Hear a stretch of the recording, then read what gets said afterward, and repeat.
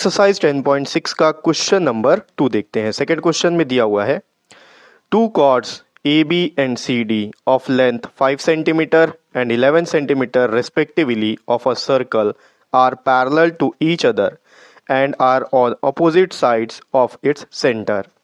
If the distance between AB and CD is 6 centimeter, find the radius of the circle.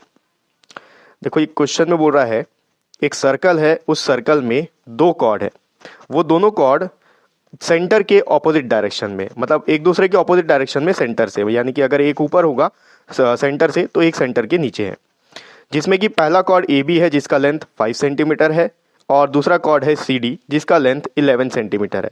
ये दोनों एक दूसरे के पैरेलल है और इन दोनों के बीच का जो डिस्टेंस है वो 6 सेंटीमीटर का है। तो अब उस सर्कल का रेडियस कितना होगा ये आपको फाइंड आउट करना है। ठीक है, कैसे फाइंड आउट करेंगे चलिए व्हाइट बोर्ड में देखते हैं। क्वेश्चन के अकॉर्डिंग मैंने यहाँ पर डायग्राम एक कंस्ट्रक्ट किया है, ये अभी आप भी कंस्ट्रक्ट कर सकते हो। क्वेश्चन में बोला है कि एक सर्कल है, उस सर्कल में दो कॉर्ड है, एक कॉर्ड है ए बी, दूसरा है सी डी। तो ये ए बी एक कॉर्ड हो गया, सी डी दूसरा कॉर्ड हो गया। ये दोनों कॉर्ड इस तरीके से हैं कि सेंटर से एक दूसरे के ऑपोजिट डायरेक्शन में है, यानी कि ए बी ऊपर हो गया और सी डी नीचे हो गया। ए बी का लेंथ आपको दिया हुआ है 5 सेंटीमीटर और सी डी का लेंथ दिया हुआ है 11 सेंटीमीटर। क्वेश्चन में आपको बता दिया है कि ए बी जो है सी डी के पैरेलल है। आपको इन दोनों के बीच का डिस्टेंस बताया है। तो देखो यहां पर मैंने इनका डिस्टेंस शो करने के लिए एक परपेंडिकुलर लाइन यहां पर ड्रॉ किया है। अब ये लाइन परपेंडिकुलर क्यों होगा, देखो अगर दो पैरेलल लाइंस हैं, ये दोनों पैरेलल लाइंस का डिस्टेंस थ्रू आउट सेम रहेगा, कहीं पे भी ये दोनों आपस में कम ज्यादा नहीं हो सकते, वरना ये पैरेलल लाइन नहीं कहलाएंगे। तो इसका डिस्टेंस यहां पर जितना है यहां पर भी उतना ही होगा, आगे भी उतना ही होगा। तो ये जो डिस्टेंस है, ये डिस्टेंस कब पता चलेगा, जब एक स्ट्रेट लाइन इस लाइन से इस लाइन पर आएगा, यानी कि एक परपेंडिकुलर लाइन यहां और यहां पर आएगा, तब इन दोनों के बीच का डिस्टेंस पता चलेगा। तो आपको इन दोनों पैरेलल लाइंस के बीच का जो डिस्टेंस है वो दिया गया है। तो यहां पर देखो ई से लेकर एफ तक मैंने इसको सेंटर से इसलिए ड्रॉ किया है ताकि मैं इसको आपको आसानी से समझा सकूं कि आगे कैसे सॉल्व करना है। आप डिस्टेंस यहां भी बनाओगे तो 6 सेंटीमीटर रहेगा, यहां भी बनाओगे तो 6 सेंटीमीटर ही रहेगा, लेकिन इसको सेंटर से खींचने का कुछ कारण है, वो भी मैं आपको एक्सप्लेन कर दूंगा। तो यह जो ई एफ है ये ए बी और सी डी के बीच का डिस्टेंस है जो कि 6 सेंटीमीटर का है। आपको फाइंड आउट करना है कि इस सर्कल का रेडियस कितना होगा। अब देखो यहां पर मैंने कुछ कंस्ट्रक्शन किया है, वो अपन पहले लिख लेते हैं। कंस्ट्रक्शन क्या है, कंस्ट्रक्शन मैंने किया है, सबसे पहले यहां पर ओ से ई को ज्वाइन किया है और ओ से एफ को ज्वाइन किया है। तो इससे क्या हो गया, सेंटर से जो लाइन यहां पर ए बी के ऊपर पड़ रहा है वो परपेंडिकुलर लाइन है, क्योंकि ये जो ई एफ है ए बी और सी डी के बीच का डिस्टेंस है। अभी मैंने आपको बताया दो पैरेलल लाइन के बीच का डिस्टेंस वाला जो लाइन है वो परपेंडिकुलर होगा, ऊपर में भी और नीचे में भी। ठीक है, तो कंस्ट्रक्शन में इसको आप नहीं भी लिखोगे तो चलेगा, लेकिन ये लिखना है join O B and O D, join O B and O D. ठीक, अब आप ध्यान दो, ओ सेंटर पॉइंट है इस सर्कल का, सेंटर से किसी कॉर्ड के ऊपर कोई परपेंडिकुलर लाइन अगर हो तो वो उस कॉर्ड को दो इक्वल पार्ट में डिवाइड कर देता है। इसका मतलब ए ई जो है ई बी के इक्वल हो जाएगा। उसी तरीके से सेंटर से देखो सी डी के ऊपर भी लाइन परपेंडिकुलर है, ओ एफ जो है सी डी के ऊपर परपेंडिकुलर है, तो सी एफ जो है एफ डी के इक्वल हो जाएगा। तो यहां पर हम लोग को ए बी का वैल्यू पता है, मैं ई बी का वैल्यू निकालना चाहता हूं, क्योंकि मेरे पास ये दो ट्राइंगल यहां पर मिल रहे हैं और ये जो दोनों ट्राइंगल है ये राइट एंगल ट्राइंगल है। इन दोनों राइट एंगल ट्राइंगल की मदद से मैं इस जो रेडियस है इसका वैल्यू फाइंड आउट कर सकता हूं। यहां देखो ये जो ओ बी है, ये ओ बी इस सर्कल का रेडियस है, ओ डी भी इस सर्कल का रेडियस है, तो मैं इसको आर नाम दे सकता हूं, आर। तो सबसे पहले यही लिख लेता हूं, let O B is equals to O D is equals to R. ये दोनों इक्वल क्यों है, क्योंकि ये दोनों रेडियाई हैं सर्कल के, radii of same circle, same circle के रेडियस है। अब यहां पर देखो कंस्ट्रक्शन में मैंने ये तो लिख लिया कि ओ बी और ओ डी है, ये दोनों आपस में इक्वल है। यहां पर अब हम लोग क्या करेंगे, मैंने आपको बताया कि ये दोनों इक्वल पार्ट में डिवाइड हो चुका है, तो ए बी का लेंथ हमको पता है तो हम लोग ई बी निकाल सकते हैं। A E is equals to E B. अब इज इक्वल्स टू ये दोनों मैं बोल सकता हूं कि ई बी जो है ए बी का हाफ है और ए ई बी जो है ई बी का हाफ है, क्योंकि ये हाफ पार्ट है, हाफ ऑफ ए बी। अब हाफ ऑफ ए बी कितना होगा, ए बी का वैल्यू हमारे पास है 5 सेंटीमीटर, इसका मतलब ये हो गया 5/2। ए ई और ई बी दोनों का मेजरमेंट 5/2 है। मेरे को ई बी की जरूरत है क्योंकि यहां पर राइट एंगल ट्राइंगल है, ठीक है। अच्छा, ये क्यों इक्वल है, यहां पर ये भी आप मेंशन कर सकते हो कि perpendicular from centre of circle to the chord bisects the chord, ठीक है। जब एक परपेंडिकुलर लाइन सेंटर से किसी कॉर्ड पे पड़ता है तो वो उस कॉर्ड को दो इक्वल पार्ट में डिवाइड कर देता है, इसीलिए यहां पर जो ए बी है दो इक्वल पार्ट में डिवाइड हो गया। तो ई बी का वैल्यू कितना हो गया, ए बी का हाफ, ई बी का वैल्यू ए बी का हाफ जो कि 5/2। सेम यही चीज यहां पर भी लागू होगा। सी डी का हाफ हो गया सी एफ या एफ डी, ये दोनों हाफ है, सी एफ और एफ डी आपस में इक्वल है। सी डी का वैल्यू हमारे पास है 11 सेंटीमीटर, तो मैं एफ डी का वैल्यू लिख सकता हूं। देखो यहां है सी ई, ये सी को अच्छे से लिख लेते हैं, सी एफ है, C F is equals to F D. ये दोनों हाफ हैं सी डी के, और सी डी का वैल्यू हमारे पास है 11, तो इसका वैल्यू आ गया 11/2। किसका, सी एफ और एफ डी का वैल्यू 11/2। रीजन सेम रहेगा, perpendicular from the centre of the circle to the chord bisects the chord, ठीक है। कॉर्ड को दो इक्वल पार्ट में डिवाइड कर देता है। अब मैं क्या करूंगा, यहां पर बारी बारी दोनों ट्राइंगल को आपको लेना है और इन दोनों में आपको पाइथागोरस थ्योरम यूज करना है। तो अभी यहां पर देखो ई एफ का वैल्यू तो हमारे पास है 6 सेंटीमीटर, लेकिन अगर आप इस ट्राइंगल को देखोगे ई ओ बी, तो मेरे पास ई ओ का वैल्यू तो नहीं है, तो अपन कैसे करेंगे, हमारे पास कंप्लीट वैल्यू है तो हम लोग इसको x एज्यूम कर लेते हैं, ई ओ को x एज्यूम कर लेते हैं। अब अगर ई ओ x है तो ओ एफ कितना हो जाएगा, देखो ये कंप्लीट 6 सेंटीमीटर का है, इतना पार्ट x है, तो इतना पार्ट कितना हो जाएगा 6 माइनस एक्स। 6 में से कंप्लीट में से अगर इतना पोर्शन को सब्ट्रैक्ट कर देंगे तो इसका वैल्यू आ जाएगा, तो ये हो जाएगा 6 माइनस एक्स, ठीक है। 6 माइनस एक्स क्यों आया, समझ में आ गया। ई एफ जो है 6 सेंटीमीटर का है, क्वेश्चन में आपको गिवन है कि दो पैरेलल लाइंस के बीच का डिस्टेंस 6 सेंटीमीटर है, तो ई एफ 6 सेंटीमीटर का है, और ये वाले पोर्शन को मैं x अज्यूम कर रहा हूं ई ओ को, तो अगर ई ओ x है तो ओ एफ कितना होगा, पूरे में से इतना पोर्शन को सब्ट्रैक्ट कर देंगे तो ये पोर्शन मिल जाएगा, ठीक है।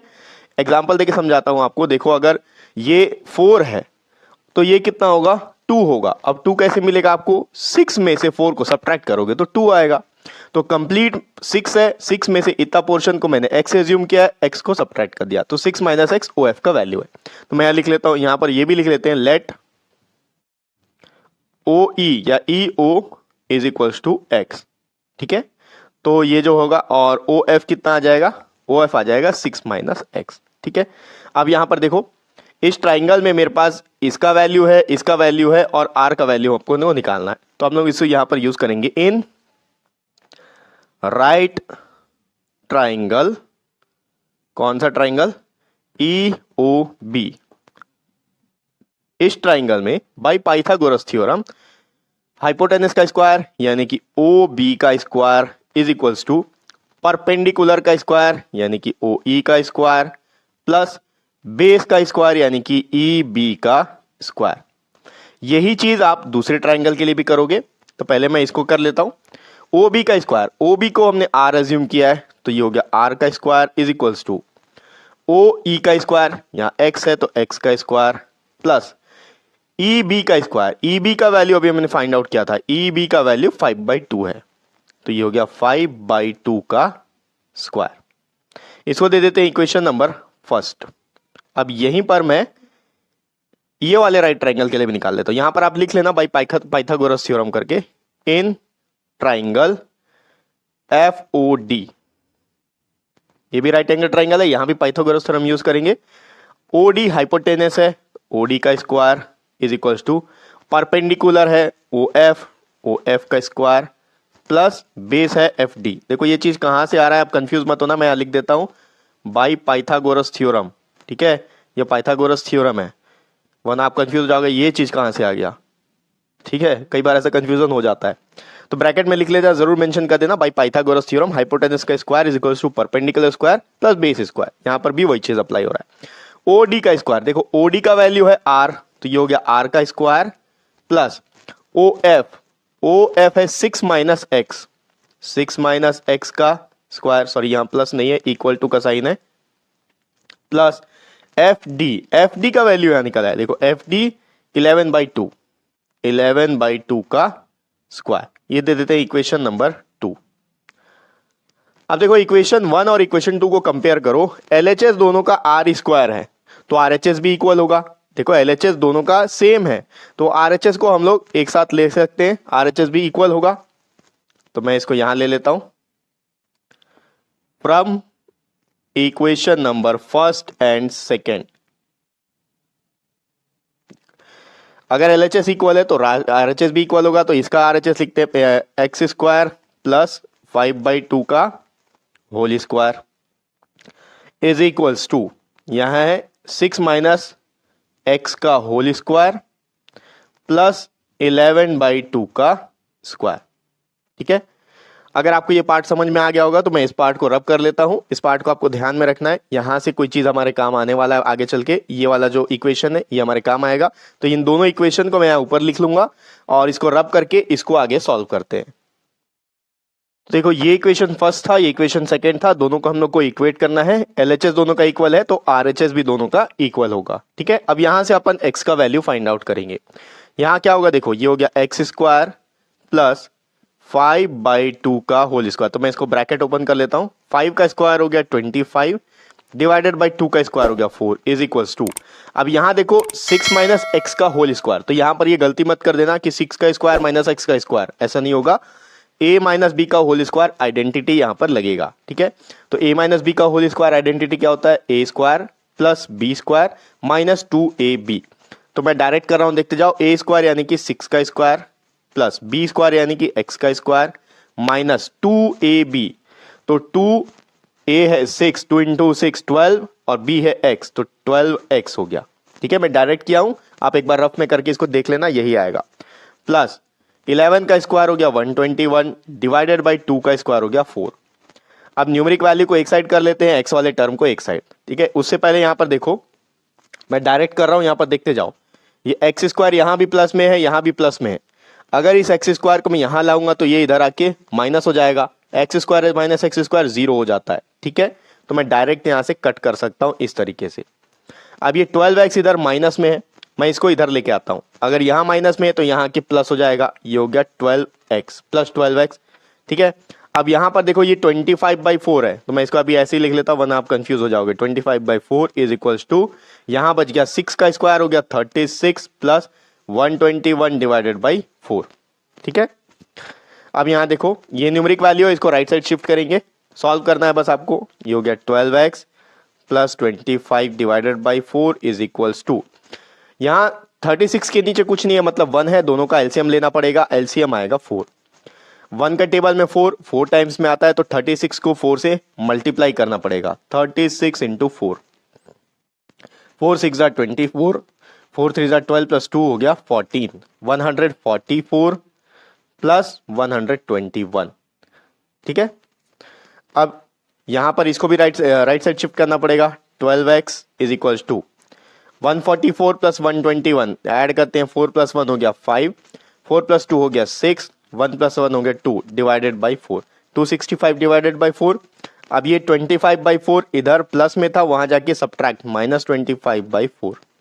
ठीक है, अब यहां पर 12x इज इक्वल्स टू, दोनों का डिनोमिनेटर सेम है तो अपन सब्ट्रैक्शन कर सकते हैं न्यूमरेटर का। न्यूमरेटर का सब्ट्रैक्शन होगा 265 माइनस 25, 5 माइनस 5 हो गया 0, 6 माइनस 2 हो गया 4 और यहां आ गया 2, 240 डिवाइडेड बाई 4।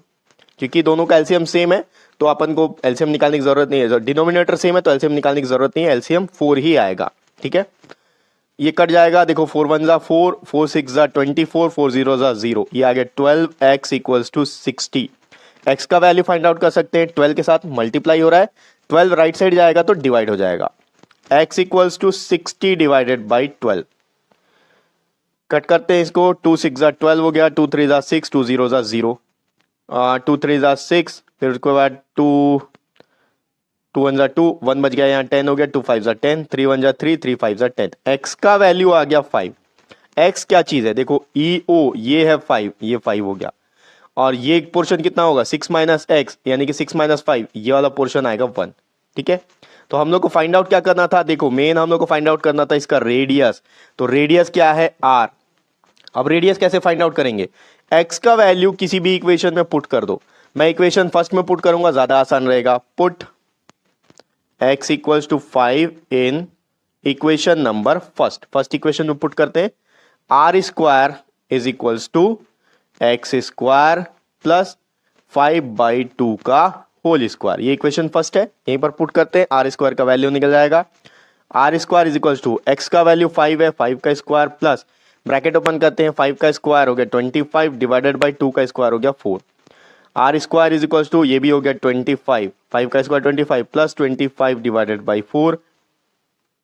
एलसीएम लेना पड़ेगा, यहाँ कुछ नहीं है मतलब डिनोमिनेटर 1 है, तो ये हो गया R square is equals to LCM आ गया 4, 1 के टेबल में 4 4 बार में आता है, तो 25 को 4 से मल्टीप्लाई करना पड़ेगा। 25 इंटू 4 होता है 100, तो ये 100 प्लस 25, ये हो गया R square is equals to 125 divided by 4। अब आपको यहाँ पर डिवाइड करने की जरूरत नहीं है, पहले आप यहाँ पर आर स्क्वायर का वैल्यू फाइंड आउट किया, तो यहाँ पर आपको आर का वैल्यू फाइंड आउट करना है। अगर यहाँ से स्क्वायर हटाना है तो इसके ऊपर रूट लगाना पड़ेगा, तो ये हो जाएगा R is equals to under root 125 divided by 4। Solve करते हैं, 125 का स्क्वायर रूट अगर आप निकालोगे तो 5 से डिविजिबल है, 5 2 ज़ा 10, 5 5 ज़ा 25, फिर उसके बाद 5 से 5 टाइम्स में अब आगे नहीं आएगा, तो ये क्या आएगा 5 इंटू 5 इंटू 5, ये हो गया R is equals to under root में देखो 5 इंटू 5 इंटू 5 डिवाइडेड बाई ये तो 2 इंटू 2 है, 2 इंटू 2, तो ये तो रूट के बाहर आ सकता है। अब यहाँ पर क्या होगा, 2 का पेयर बनता है, ये एक पेयर में से एक 5 बाहर आ जाएगा, एक रूट के अंदर ही रहेगा, तो आर का वैल्यू कितना आएगा, देखो एक 5 बाहर आएगा, अंडर रूट एक 5 अंदर बचे रहेगा, डिवाइडेड बाई ये 2 का पेयर बन चुका है, एक 2 बाहर आ गया 2, ये आ गया सेंटीमीटर। 5√5/2 सेंटीमीटर इस सर्कल का रेडियस होगा। ठीक है, क्वेश्चन समझ में ना आए तो एक बार फिर से आप रिवर्स करके देखना, आपको जरूर समझ में आएगा। 2 बार देखना, 3 बार देखना, कहीं अगर डाउट होता है तो कमेंट बॉक्स में आप कमेंट करके भी जरूर पूछना। ठीक है, तो ये हो गया एक्सरसाइज 10.6 का सेकंड क्वेश्चन। नेक्स्ट वीडियो में इसका अगला क्वेश्चन देखेंगे। नेक्स्ट वीडियो का लिंक आपको इसी वीडियो के डिस्क्रिप्शन बॉक्स में मिल जाएगा।